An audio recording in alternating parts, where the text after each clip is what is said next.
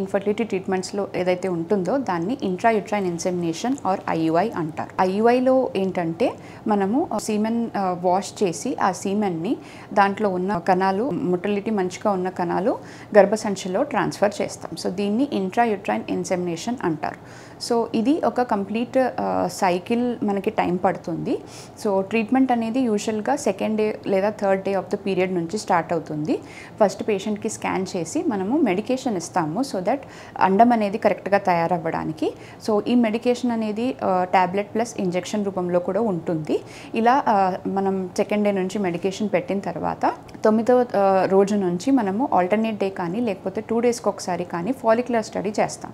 So ఈ follicular స్టడీలో మనకి అండం అనేది మనం పెట్టిన మందుల వల్ల కరెక్ట్గా తయారైందా లేదా చెక్ చేసి ఆ అండము కావాల్సిన సైజ్ పెరిగినప్పుడు అండం విడుదల అవ్వడానికి మనం ఒక ఇంజెక్షన్ హెచ్సిజీ ఇంజెక్షన్ అనేది ఇస్తారు. యూజువలీ ఇంజెక్షన్ ఇచ్చిన 36 గంటల లోపు ఆ అండం అనేది విడుదలయ్యే అవకాశం ఉంటుంది. సో స్కానింగ్లో చెక్ చేసుకుంటూ దాదాపు వెరీ క్లోజ్ టు అండం విడుదలయ్యే టైంలో మనం ఐయుఐ ప్రాసెస్ అనేది చేస్తాం.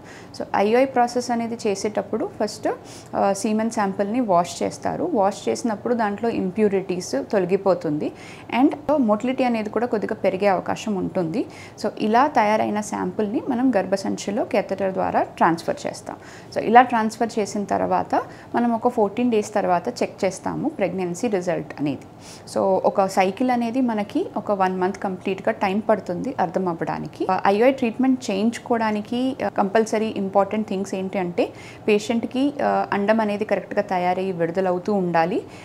ట్యూబ్ అనేది కంప్లీట్గా 2 వైపులో ఓపెన్ ఉంటే చాలా మంచిది. అండ్ వీర్య కణాలు అనేది నార్మల్ రేంజ్లో ఉండడం, కౌంట్ ఇంకా మొటిలిటీ అన్నది నార్మల్ రేంజ్లో ఉండడం. సో ఇలా అన్ని నార్మల్ కండిషన్లో ఉన్నప్పుడు ఏంటంటే ఐయుఐ ద్వారా ప్రెగ్నెన్సీ వచ్చే అవకాశాలు అట్లీస్ట్ 18 to 20% ఉంటుంది. ఇలా ఐయుఐ అనేది మనము ఒక 2 to 3 సైకిల్స్ ట్రై చేస్తాం. సో 2 to 3 సైకిల్స్ అన్నది ఒక సైకిల్ చేయించుకొని రాకపోతే కనుక ఒక 2 months 3 months గ్యాప్ తీసుకొని మళ్ళీ చేయించుకోవడం అలా కాకుండా కంటిన్యూస్గా తీసుకుంటే కొద్దిగా బెనిఫిట్గా ఉండే అవకాశం ఉంటుంది.